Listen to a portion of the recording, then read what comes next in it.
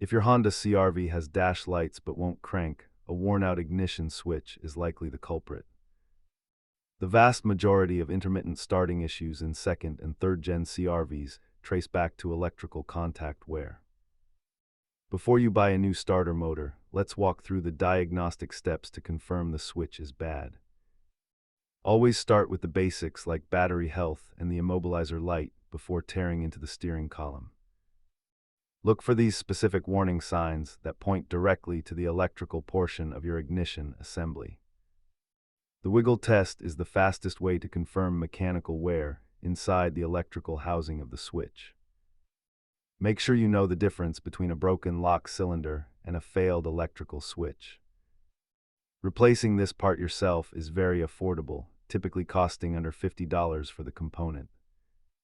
The process involves removing the steering column covers and swapping the white plastic module on the left side.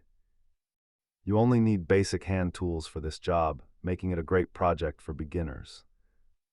Remember that a failing switch isn't just an inconvenience, it can cause your engine to stall in traffic. If this guide helped you get your CR-V back on the road, hit the like button and subscribe for more fixes.